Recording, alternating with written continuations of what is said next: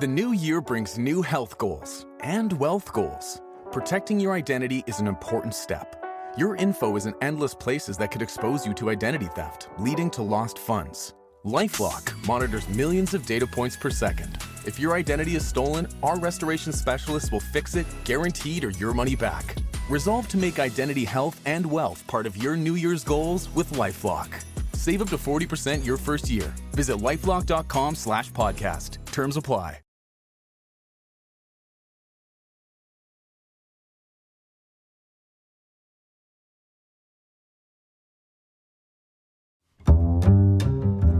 Bom dia, boa tarde, boa noite. Está começando o História FM Drops, uma série de episódios curtinhos apresentados por mim, Iclis Rodrigues, que vão te acompanhar nesse mês de janeiro enquanto eu tô de férias. A ideia aqui é trazer episódios curiosos, interessantes e às vezes trágicos que fizeram parte da nossa história mundial. E o episódio de hoje é sobre uma promoção da Pepsi. Sim, uma promoção de um refrigerante. E você deve estar se perguntando o que faz dessa história relevante para virar um episódio aqui do História FM Drops. Fica comigo que você vai entender. Hoje nós vamos falar de uma promoção da Pepsi que enganou um país inteiro e provavelmente fechar qualquer porta de possibilidade de receber um patrocínio da Pepsi no futuro. Se bem que, né, não é como se isso fosse muito provável. Sem mais delongas, vamos lá.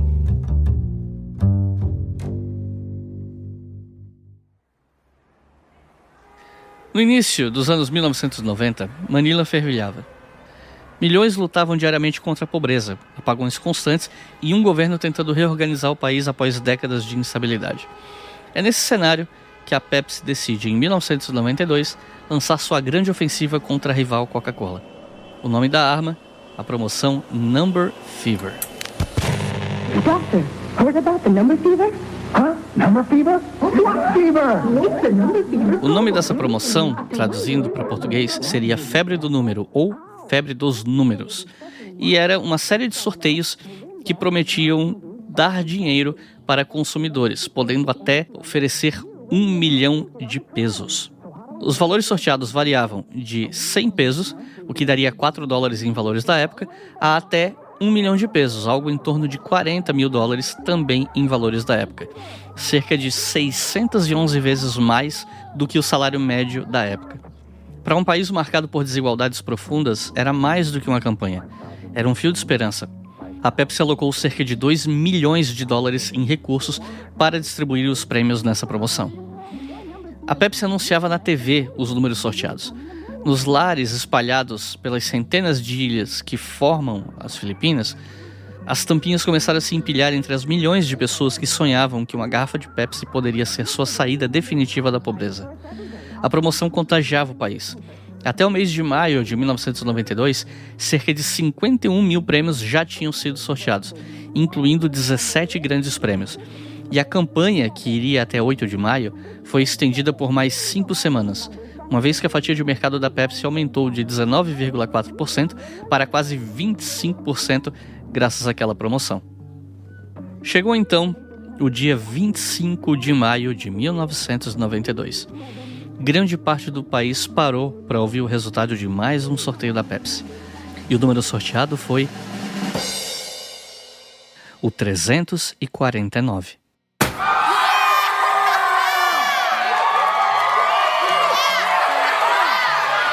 Foi como se uma faixa inteira da população tivesse ganhado na loteria. Gritos ecoaram pelos quarteirões, crianças correram às ruas, adultos ergueram tampas no ar, gritando "Eu tenho, eu tenho!". Porque milhares, não apenas uma ou duas pessoas, tinham o número 349 marcado na parte interna das suas tampinhas. Ernesto de Guzmán de Lima, um motorista de táxi triciclo, desceu as escadas correndo para contar ao seu sobrinho Simão Marcelo que sua tampinha 349 havia lhe rendido 50 mil pesos. Marcelo já estava comemorando. Ele tinha uma tampinha 349 no valor de 100 mil pesos, o suficiente para pedir demissão do seu emprego como garçom de coquetéis no distrito da Luz Vermelha da cidade. Cenas semelhantes se repetiam por todo o país. Um motorista de ônibus tinha 3 tampinhas 349 de 1 milhão de pesos cada. Uma mãe de 12 filhos, cujas crianças consumiam 10 garrafas de Pepsi por dia, haviam ganhado 35 milhões de pesos. Os ganhadores correram para os portões de ferro da fábrica de engarrafamento da Pepsi na cidade de Quezon, ao nordeste de Manila, para reivindicar seus prêmios. Conforme a multidão crescia, uma secretária ligou para a diretora de marketing, Rosemary Vera, dizendo: "Parece que há muitas tampinhas 349 em circulação entre as pessoas que eu conheço." Às 22 horas, alguém da empresa telefonou para o Departamento de Indústria e Comércio das Filipinas e disse que um erro havia sido cometido. Na manhã seguinte, os jornais anunciaram que o número certo era, na verdade, 134. Além disso, a Pepsi fez uma reunião de emergência na madrugada do dia 27, onde decidiu oferecer 500 pesos, o equivalente a $18, para as pessoas com tampinhas com os números 349, como um, abre aspas, gesto de boa vontade, fecha aspas. 486.170 pessoas aceitaram esse dinheiro, só que mais de 300 mil não aceitaram. A Pepsi não demorou para identificar a origem do erro. O número 349, que havia sido designado como não premiado na promoção original, foi erroneamente escolhido como vencedor quando eles decidiram estender o tempo do concurso. Só que naquele momento, 800 mil garrafas já tinham sido enviadas com tampas contendo o número 349. Se todas elas fossem válidas, essas tampas de garrafa valeriam cumulativamente $32 bilhões. A Pepsi informou então que as tampas da extensão haviam sido impressas com um código de segurança de 7 dígitos diferentes e que nenhuma delas seria honrada. Os consumidores ficaram furiosos, e com razão. Entre eles estava Vicente Del Fierro Jr., consultor de publicidade e pregador religioso, que inicialmente condenara a campanha como uma doença social. Apesar disso, sua filha Simbel possuía uma tampinha com o número premiado. E aí, o Del Fierro resolveu protestar também. Good evening, ladies and gentlemen. Welcome to another edition of Business Class. In May 1992, Pepsi Cola Products Philippines, Inc. joined the list of companies which found that basing promotional campaigns on numbers can be both risky and costly. Diante de um incidente de violência repressiva em uma das fábricas da Pepsi, El Fierro organizou os manifestantes, reuniu nomes e declarou o início de uma cruzada contra a exploração de multinacionais em países pobres. Ele fundou a Aliança 349, cuja causa Simbel mais tarde ajudaria a promover pela internet. Enquanto Del Fierro fortalecia o movimento, recebeu até um apoio inesperado.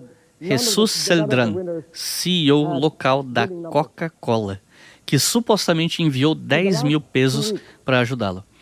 Com um novo megafone comprado com dinheiro da Coca-Cola, o líder organizou protestos diante das fábricas, preparou ações judiciais e reuniu centenas de apoiadores, cobrando pequenas quantias de quem podia e atuando gratuitamente para quem não podia pagar. Multidões se aglomeravam até mesmo na porta da sua casa.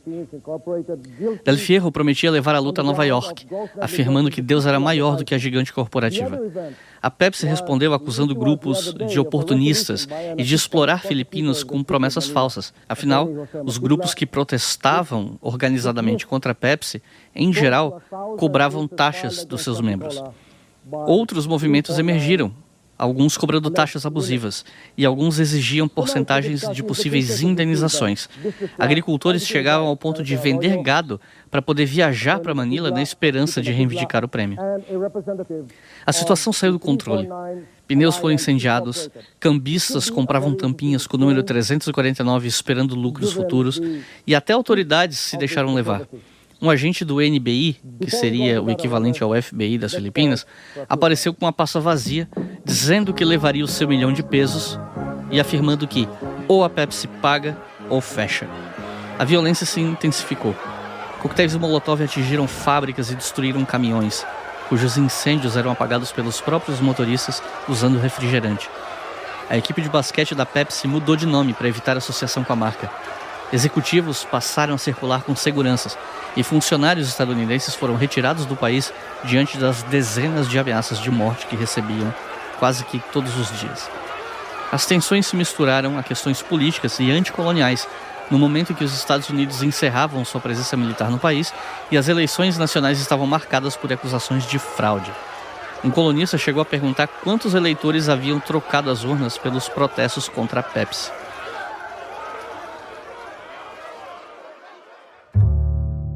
Se você precisava de um sinal para começar 2026 com escolhas mais inteligentes, esse sinal é hoje. Só hoje, dia 5 de janeiro, a Insider está com uma mecânica especial. Dá para conseguir até 30% de desconto somando o meu cupom HistóriaFM com os descontos do site e ainda mais 10% de desconto pagando no Pix. É o melhor momento da primeira semana do ano para montar uma rotina melhor, com roupas que duram, não esquentam, desamassam no corpo e realmente valem um investimento. Então aproveita, porque é só hoje. Entra pelo link que está na descrição ou usa meu cupom HistóriaFM na hora de fechar a compra.